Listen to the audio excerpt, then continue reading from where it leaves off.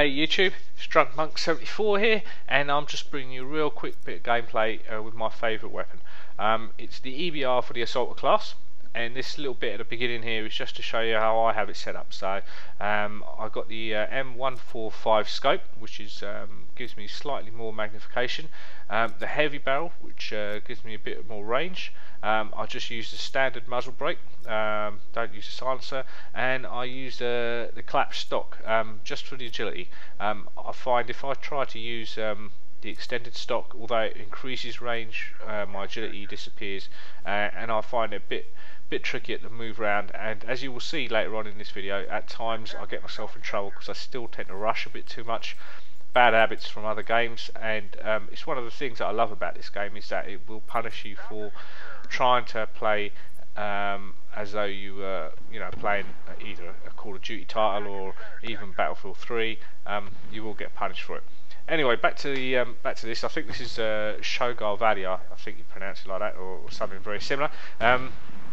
And as I always say, when I play sector control, I always try and push straight up for central sector. On this particular map, I always try and push up a little bit beyond it, mainly because I know that most of the enemy are going to be coming from around where they are now, and if I can get up here, get a couple of kills and just hold them up. I know, like right now I die as well, but I've held a few of them up, and all that's done is it's enabled the rest of my team to, one, push up with me. My buddy is more or less almost in the same position, exact same position I was in when I just died, and two, it allows the rest of the team to cap the flag sector, which they have already, and that's it. We've now got two sectors. If we play sensibly and we're not complete muppets, we should now be in a really strong position to hold these sectors.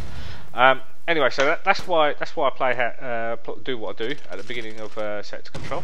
But this is really all about the gun that I'm using, and probably like a lot of people when they first started out on this game, I started off using the M4, the Heckler & Koch M4, not the M, the 416, and I found that to be a really effective weapon. The other one that tends to get used quite heavily is the M4V1, and although I think that's probably a bit more accurate, or at least it feels more accurate to me than the Heckler & Koch. It doesn't seem to have as much recoil.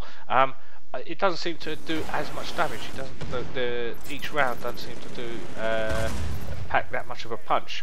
Whereas the Heckler & Koch does.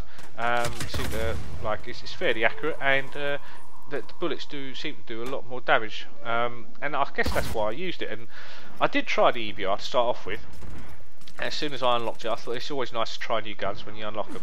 And at first, I was like, Jesus Christ, this gun's got so much recoil.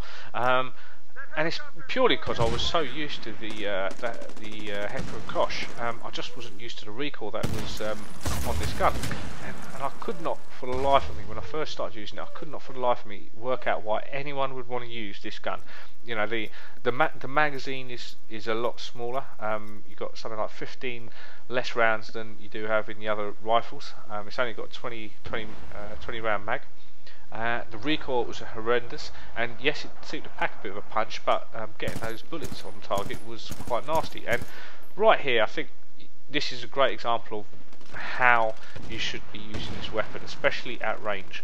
Whereas possibly the Heckler & Koch, definitely the M4V1, you can just hold that trigger down and put it on full auto, and your bullets will more or less travel like magnets to whatever target you're aiming for.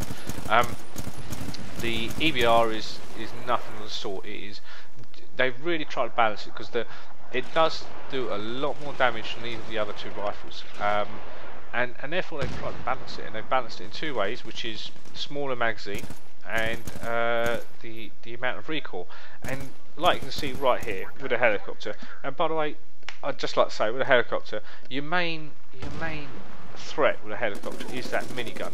So if you've got, there's a bunch of you, and you're all firing at your helicopter, it might disappear quick, but you're probably going to suffer quite a few deaths. If you can just get a couple of you just to concentrate on anyone who's in that minigun position, that that then means that helicopter is completely exposed. It's got no other protection apart from the guy on that minigun. So if you can take him out, you know, getting rid of the helicopter is going to be so much easier. So one little bit of advice from me would be, if you ever see someone that's called in a helicopter like that, and someone's in a minigun position, back off a bit, try and get some shots on him and clear him out there, because that's the guy who's going to do the most damage to you. But anyway, as you saw with that, burst fire. It's all about burst fire with this weapon. If you can get used to burst firing, if you don't have to hold down that trigger all the time and put it on full auto, you'll get so rewarded using this weapon, because it is that good. It will cause that much damage to the enemy. They won't really have too much of a chance. And you know, even better if you can learn and train yourself to aim high. A lot of people, I think, sometimes tend to aim a little bit low. You know, they start off around the chest area or possibly even lower, and you know, sometimes it's alright. I tend to do it sometimes if I'm up close. And I have to put it on full auto, especially with this weapon. I will aim low and just put it on full auto and let the recoil naturally take it up. And it works for up close, but at any sort of range, that's not going to work for you. Your spread's awful. To be fair, most of these guns, and I like the fact they've done that, is the spread, if you go full auto at range, is horrendous with a lot of weapons. So you have to be fairly accurate.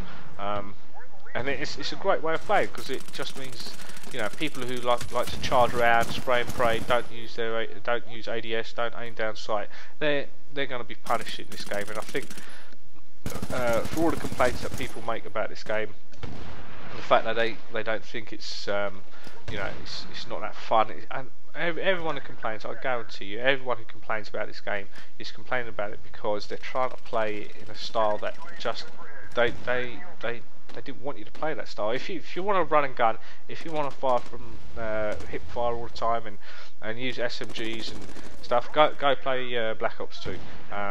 You know, or even, to be fair, even Battlefield 3's got quite a bit of that going on. This game's not about that, and especially this gun. If you really try and, you know, constantly put this weapon on full auto, you won't be hitting a barn door really. So my biggest bit of advice for this gun is get used to burst firing. Use ADS. It's there for a reason. The scope I've got on now is fantastic. I love it. I haven't had it that long, but I think it's an absolutely fantastic scope. It's got a little bit more zoom than just a red dot on its own. That idiot behind me there was the reason I died, but yeah, it's got a little bit more zoom than just a standard little red dot scope, but you still got that little red dot, which makes it really nice and easy. Anyway, that's me done. I think I went 30 and 9 or something like that there. Hope you enjoyed the gameplay. I'm done. I'm out of here. I'll catch you later. Cheers.